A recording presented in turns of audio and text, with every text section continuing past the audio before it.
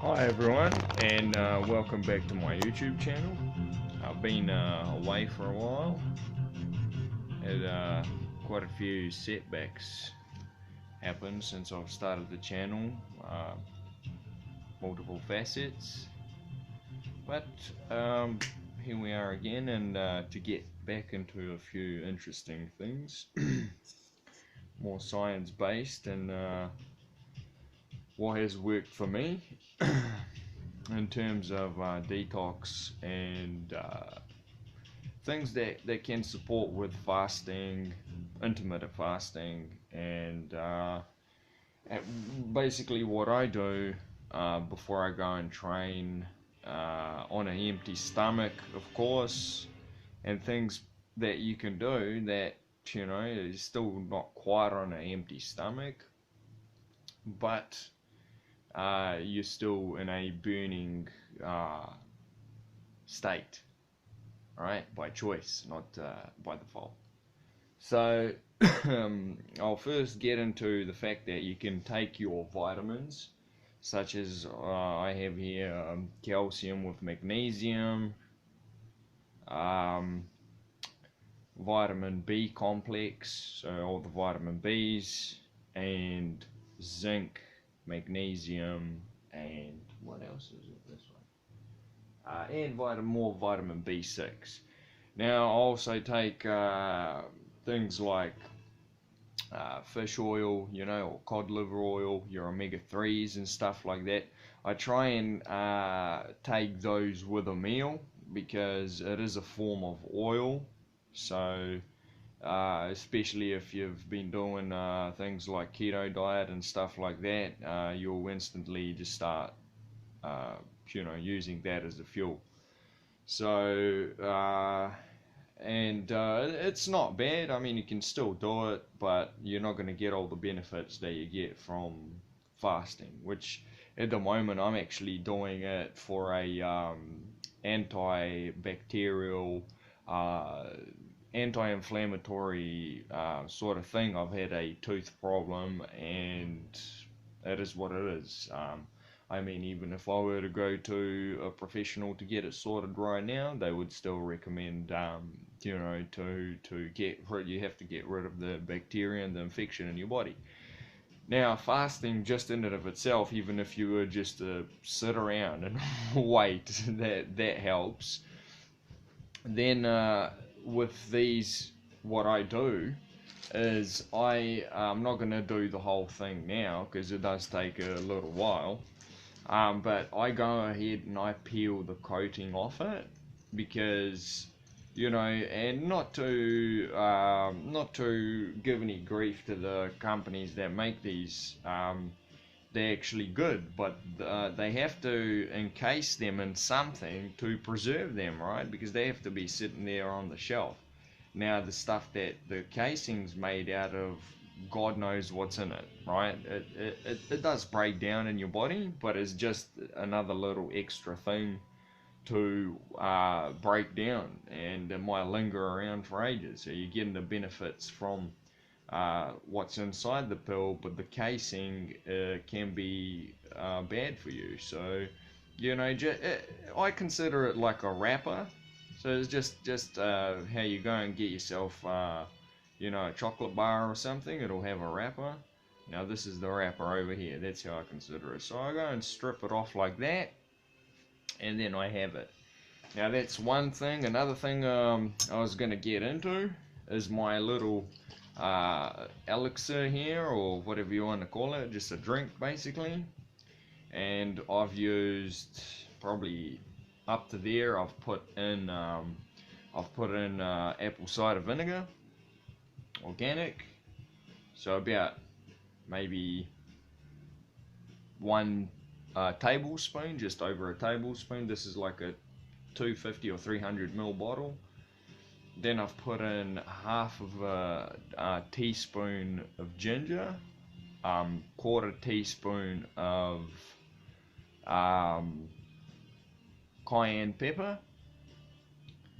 What else did I put in there? A full teaspoon, like heaping teaspoon of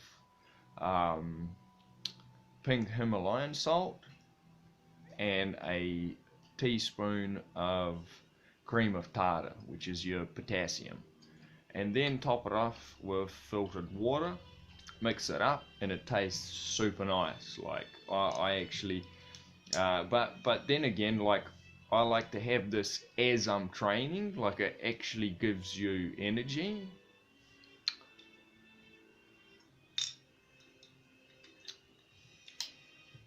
Not to mention that kindness, it tastes super nice. Like I like this. I could drink this all day, but I'm pretty sure if you have too much of it, there'll be some adverse side effects. So you don't want to have too much of it. Not to mention, it's a good idea to rinse your mouth. So I have it in conjunction with water. So I'll have that, and then I'll have a bottle of water, and as I'm sipping through that, I'll scull a bit of water. And especially because I've had teeth problems, I don't want them to get demineralized. And apple cider vinegar, stuff like that, that is somewhat acidic. Now you could even go a step further and put in lemon juice in there, the juice of half a lemon or something like that. That would help. Now another concoction I'm building over here is copper acetate, which can be very beneficial in terms of fighting bacteria and fungi. I'll explain how I make it, and then I'm pretty sure you could buy it as well. I just can't afford to buy it, so I'll make it myself. Now what you want to do is you want to get the purest form of copper that you can get. You can get that stuff off eBay or Amazon, or maybe even Wish, stuff like that. Then what you want to get yourself is a some form of power supply. Okay, I don't want people to get hurt, so do your research into how to properly use electrical devices in this manner.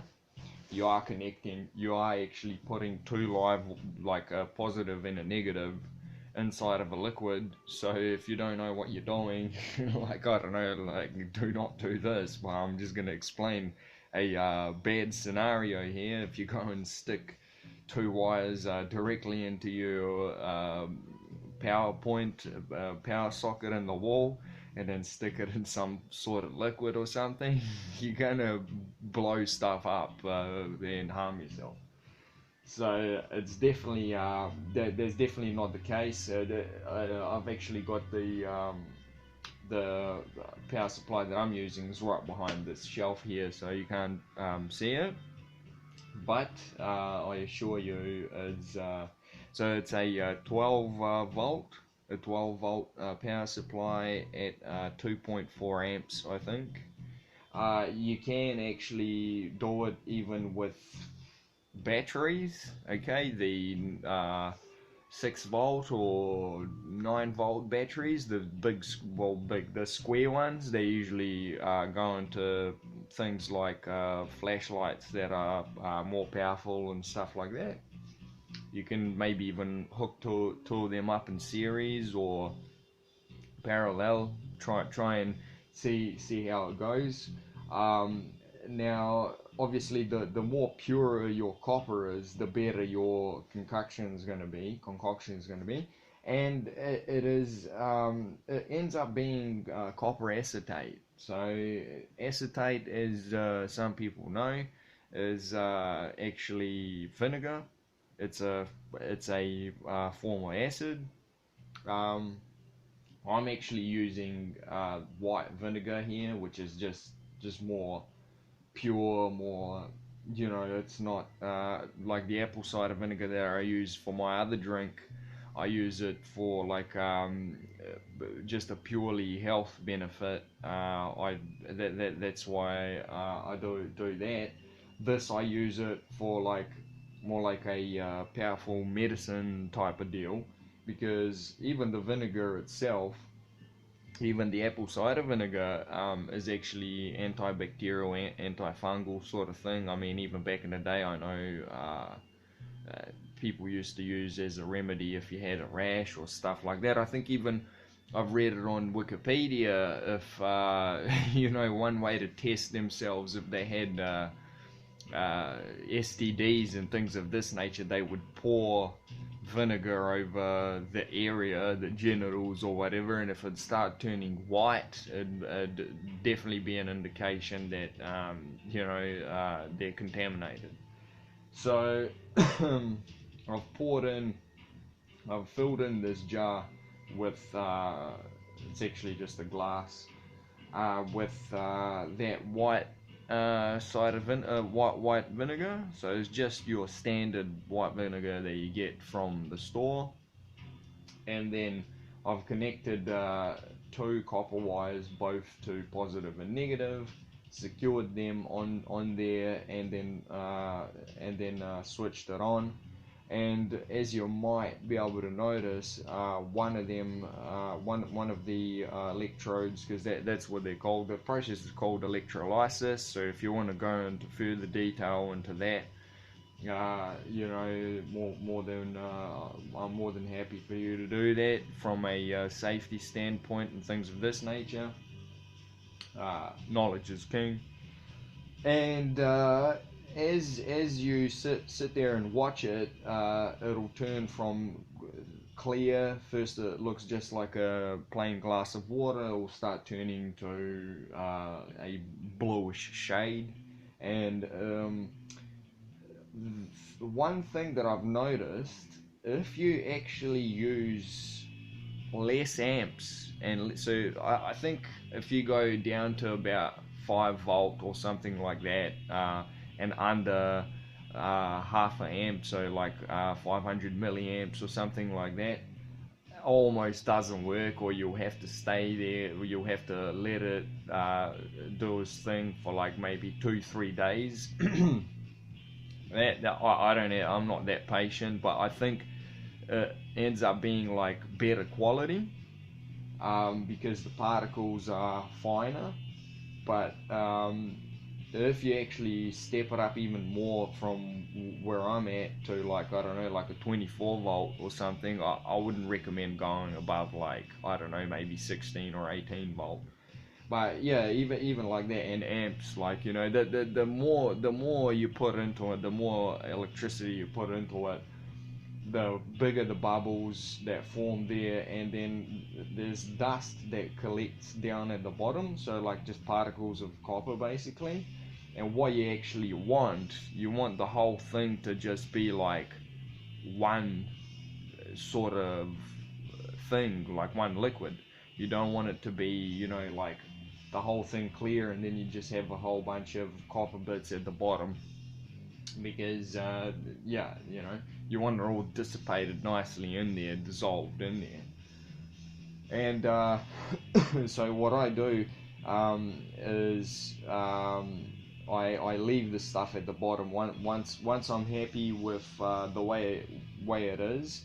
So the whole thing will start being quite blue, and the actual this electrode, the one that's bubbling, actually, so they actually start dissolving. So if you leave it in there long enough, one time I fell asleep, and when I woke up it was like completely dissolved. I don't think you have to take it like to that level, especially that you've got no means of measuring it, and I'll get into that and how much to use. And yeah, like I definitely don't recommend to experiment and keep like taking more and more and more, because you will end up getting poisoned. Just how you can get, I mean, even if you're iron deficient and you start taking too much iron tablets, you will have too much, you know. Anything, right? You don't want to be you don't want to have too much of anything in your body. Now what I do is, once it actually starts looking quite bluish, that's a good indication that it's pretty much ready.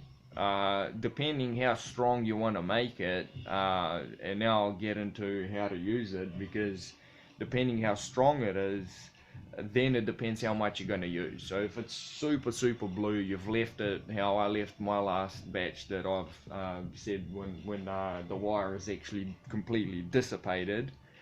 I was actually using like maybe less than a quarter teaspoon, so like literally just a few drops to something like a big liter bottle.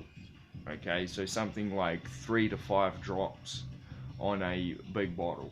Now, because I'm in a bit more of a hurry, I'll probably end up not letting it sit there for that much, and I'll end up using maybe like a whole teaspoon, so something like 10 to 15 drops. And not to mention that this is for you to actually ingest it, but if you're not going to ingest it, it's super good. Leave it as strong as you can to use it as I don't know, to put it on your hands as the sanitizer, to put it on you know, especially I've heard it works quite well in if you've got how in bathrooms and toilets, because of the humidity, there's fungus and that type of stuff developing, like actually between tiles. If you look, you know, after a while, if you don't constantly look after after like clean your tiles and your shower properly, it will start to develop some form of fungus in between the tiles. It starts growing black. I think it's the black fungus. A lot of people are hard out scared of it. It is real bad, especially if it gets into your lungs and into your bloodstream and stuff. And yeah, this stuff is really good to fight that. So if you put it in a spray bottle and spray it, and then you know, scrub it down, it will reverse the effect.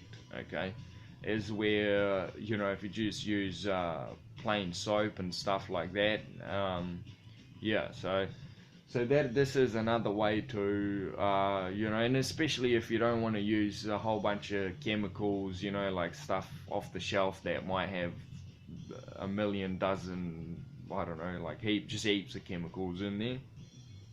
You can just use this, which has two components to it, and the two components become one, copper acetate. So it's quite cool. So I think on that, I'm gonna end it on that note. Please do share, like, and subscribe, and hopefully someone might help me with some donations. No one has so far, and things have gone quite bad for me financially, to be honest. Like I've said, you know, if I've got no means to, you know, service my car, etc., etc. Now it's gotten to a point where it's just a sitting object there. So yeah, you know, if people do want to get me to drive around and things of this nature, do some mechanic videos, I'm more than willing to. But unfortunately, the way I can operate at the moment is I need things to come through before I can start doing things. Unlike a lot of other people that, I don't know, they might have credit cards, etc., etc. I'm not in a position like that, so I cannot front up to then hopefully get some returns. There's just not something that I can do. And I'll also add, you know, I am starting a shop as well on eBay, selling a whole bunch of items related to Volkswagen's MK4. It is an area that I'm willing to get into.